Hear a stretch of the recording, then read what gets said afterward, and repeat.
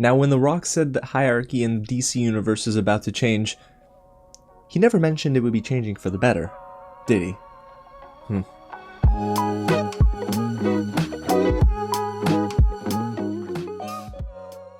What's going on, everyone? James here with another real review, and today we're getting into all of my spoiler-free thoughts on Black Adam. A huge thank you to Warner Brothers for giving me the chance to watch DC's latest superhero film in theaters for this review. Now, you can watch it in theaters this weekend as well, so when you do, let me know in the comments below what you think of this movie, because guys, I got some thoughts, both positive and negative. Don't worry, this won't be a rant, but I can't wait to hear what you guys have to say as well. And hey, before we get started, if it is your first time here at the channel, welcome to Real James, where I love talking about movies, TV, and all the news in between. So if you do too, hit the big red button below, subscribe to the channel, tap on the bell, and hit the thumbs up button for more reviews just like this. Now, if you remember, we reacted to the trailer for Black Adam here on the channel. It was both trailers 1 and 2, and the second trailer I actually liked a lot more than the first. So I'm going into this optimistic, even though, well, I'm not expecting much. The film is directed by Jaume Collet-Serra, who's worked with Dwayne Johnsn in the past, and it stars Dwayne Johnsn as Black Adam, Sarah Shahi, Aldis, Hodge, Brosnan, Quintessa, Swindell, and Noah Centineo. And as somebody who's not too familiar with Black Adam in the comics, I at least knew surface level information about this character. It's basically Shazam's kryptonite in a way, but I think that, well, okay, I'm gonna give this movie the benefit of the doubt. It's been in production, or at least The Rock's been trying to get this up off the ground for about 15 years, if I'm not mistaken. So I was curious to see this labor of love and how it would come to pass. But if you don't know too much about the film itself, let's dive into the plot just a little bit. Nearly 5,000 years after he was bestowed with the almighty powers of the ancient gods, Black Adam is freed from his earthly tomb, ready to unleash his unique form of justice on the modern world. Yeah, emphasis on the unique, because there are some moments here that are pretty brutal, and I'm thinking, buddy, this is not how you achieve justice. However, everyone, I guess, has their own interpretation on that. But guys, let's go ahead and get started on an optimistic note and talk more about the film itself and what it does well. And it begins with this. There are glimmers of a good movie here in Black Adam, and it helps that some of our lead actors really fit into their roles nicely, beginning with this, Brosnan. Oh my gosh, he is incredible as Dr. Fate. He's one of the members of the Justice Society, and he wears an incredible helmet, and his suit is dope, and it essentially allows him to see the future, manipulate time and space. So think about Doctor Strange. It's kind of how you got Dr. Fate here in the DC universe, but he stole every single scene, you guys. Brosnan, to me, was the one actor that actually outshined the lead here, Dwayne Johnsn. He was so natural, he had really great screen presence, and every time he uttered a line, I was so in tune. And I felt that his character was the most interesting in the film, and well, that's a good and a bad thing. It's a good thing because it creates some cool moments in the second half of the movie, but it's a bad thing because, well, if this is outshining the actual titular character of Black Adam, that's an interesting note that we'll touch on in a little bit. And the second actor for me that really fit into their role incredibly well was Quintessa Swindell as Cyclone. She's not given nearly enough screen time, unfortunately, but she's natural. She has this young genius approach down to a T, and she actually makes everyone around her, including her co-star that she's paired up with often, Noah Centineo, well, she actually makes him look better, and most others look better as well. And sometimes she's just naturally funny. So I really enjoyed her here, and you can tell she is among those in this film that, well, are gonna be maybe some crowd favorites. They might linger and last on you, but yeah, no, Quintessa Swindell did a really good job here as Cyclone. But I'm not forgetting about the supporting cast either, because there is one standout that I felt worked really well for me, and that is Mohamed Amir as Kareem. You might know him from the Hulu series Rami and the Netflix show Mo, but my goodness, does he do a great job here. He is the most natural in terms of humor and comedic timing, and you can tell that every moment that they give to him, which is clearly supposed to be a humorous moment, it works. It was actually the only time I think I maybe chuckled and laughed a few times in this movie, and they all involved him. So I guess you take that for what you will, but yeah, Mohamed Amir did a really good job in this film. And of course, you're probably wondering, well, how is the action in a movie surrounding Black Adam? Well, some of it is cool when you can actually track it. Black Adam's power display is pretty intimidating, especially at first. His introduction after he's awakened from the tomb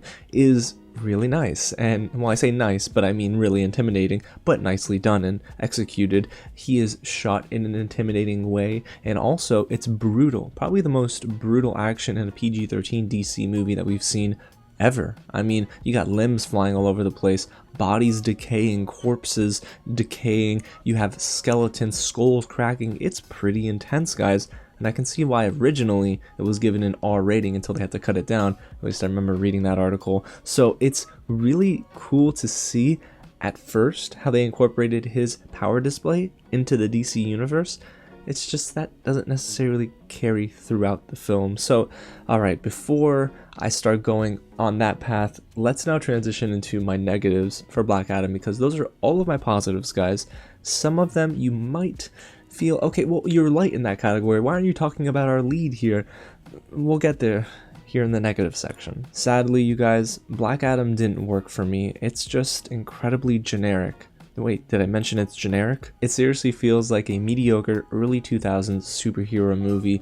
It does not really do anything to push the genre forward. Now, does it need to do that? No, but after you see the level of quality that DC has put out with the Suicide Squad, and then you have Marvel's projects, you look at Black Adam and this movie actually takes 2 steps backwards. The dialogue is a chore to sit through, and very often are there exposition dumps to try and catch us up to speed. Now listen, I don't mind that in an origin film all of the time, but the way it's done here, it's just hitting you over the head with a lot of tell and sometimes show, but for the most part, we're just getting so much information overload in the front half of this movie, and they kind of continue that trend throughout. So I don't necessarily think the way they executed everything here for this origin film worked really well at all. And okay, so we talked about some acting, and I didn't mention The Rock, and that's not because I think he's terrible, but unfortunately, The Rock's acting is a little bit generic as well. Now, I know Dwayne Johnsn can act. Guys, Pain and Gain was probably his best role, but he's done great stuff in the Fast and Furious saga. However, his natural charisma, that screen presence that we've come to understand and love about him, it's not here in this movie. He's just playing himself, and the brooding attitude that he has for this character gets old after about 30 minutes. There's not an injection of personality into the role of Black Adam. It feels like any other superhero, any other anti-hero that we've ever seen. I mean, I hate to say this, but you could have probably put any other actor into that role. That's weird to say, but there's nothing here that told me, oh my gosh, yes, The Rock was born for this. Nothing like that in this film happened for me, and I do think, unfortunately, it's attributed to the directing and writing. So let's go there, you guys, and begin with the writing itself. There are 3 screenwriters on Black Adam, and none of them worked in unison. There's a clash of tones throughout the film. From start to finish, this movie doesn't know how to balance both the humor and the drama, and it feels like they're trying to tell 2 or 3 different stories at a time, and none of them overlap well. And there's also this by the numbers approach. I mean, they're just consistently trying to get the audience to laugh, and they're really giving us low-hanging fruit type of jokes, but they continually repeat these jokes and a ton of dialogue, and they try to really make this film stand out, but unfortunately it falls incredibly flat. And then there's the directing here by Jaume Collet-Serra, which unfortunately, I felt was really bland. This was honestly one area I was concerned about before heading into the screening, because Jaume Collet-Serra hasn't necessarily done much that I've fallen in love with in the past, and here he doesn't prove me wrong. He's a safe director, he's worked with Dwayne Johnsn in the past. I just don't necessarily think he's getting the best out of The Rock, and he's not getting the best out of everything that he directs. Never once did I feel he was fleshing out this world enough, and I didn't feel connected to the movie in its source material. Heck, I didn't even feel anything in this film. And I know we talked about the action earlier and how it's good when you can track it, but for the most part, I couldn't even track the action well. It's edited really poorly. There's a lot of jarring quick cuts. Even outside of the action, there's a lot of cuts in between dialogue. But when it comes to the direction for the action, none of it flowed well, and unfortunately took away from the overall impact of those scenes. There was a lack of impact in general with this film, but I do have to attribute a lot of that to the directing. And then there's this third act, which I do feel is atrocious. My goodness, was it a slog to get through. Oof, boy, there's this big bad villain that's introduced in the third act, and it's almost a case of too little too late, and it's a weak display of good versus evil, and you get like the mixture of Black Adam trying to choose the right thing to do and the wrong thing to do, and it's just too many things happening too late in the film, and none of it meshes very well. I don't know. I don't know how you get 3 screenwriters and come up with that third act. Like, did nobody check one another? And it's probably what happened. But hey, at least the mid-credits scene is cool, but that's about it for the second half of this movie. Now, before we get into my overall thoughts, I just want to touch on one more thing, and that's the acting in general. Now listen, I don't blame most of the actors here because I know they can act, like Aldis Hodge. He's an incredible actor. He plays Hawkman, and I feel like Hawkman's design is dope, but like the lines they were giving him just didn't do him justice. He and many of his co-stars are just the product of a bad script and poor direction, but unfortunately there were some actors who I can't really excuse. They didn't add anything to their roles, and that begins with Noah Centineo as Atom Smasher. He was strictly comic relief. That's it. There was nothing else to his character. He didn't add emotion, he didn't add any good chemistry, he was just comic relief. I kid you not, there were just jokes. He said nothing of substance, it was just jokes. And I mean, how can you really fall in love with a character like that? And then there's Sarah, Shahi, and Bodhi Sabungui, who play mother and daughter here, and they're really the audience's look into this world. They're trying to free their people of Kahndaq.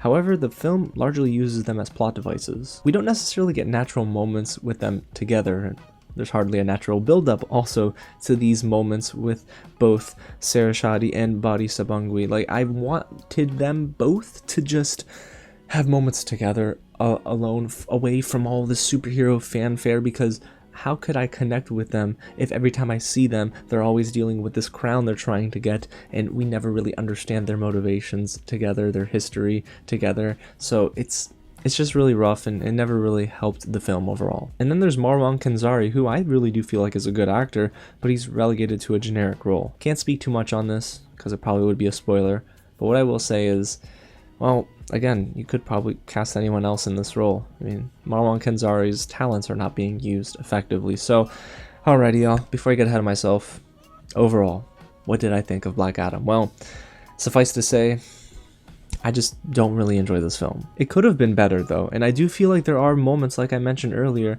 where there's a good film in here somewhere. I think some of the action is great. I like some of the acting, especially from Pierce Brosnan, but outside of that, Black Adam is a generic mess. Will people love this film? I think so. Will there be some fans that will defend this film? Absolutely, and that's fine, you can do that.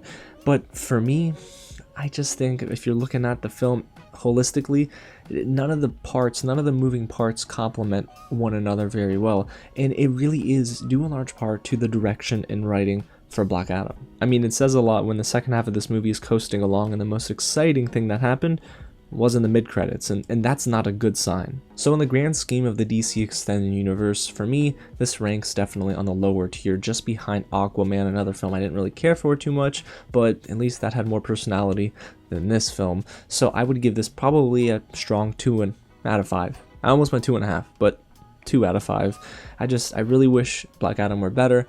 Unfortunately, it felt incredibly flat for me, but let me know in the comments if you disagree with me, if you agree with me, or if you fall kind of right in the middle. And hey, if you enjoyed this review, if you're here by this point, go ahead and hit the big red button below, subscribe to the channel, guys, and tap on that bell, y'all, and hit the thumbs up button, because it does a lot to help this video and the rest of the channel.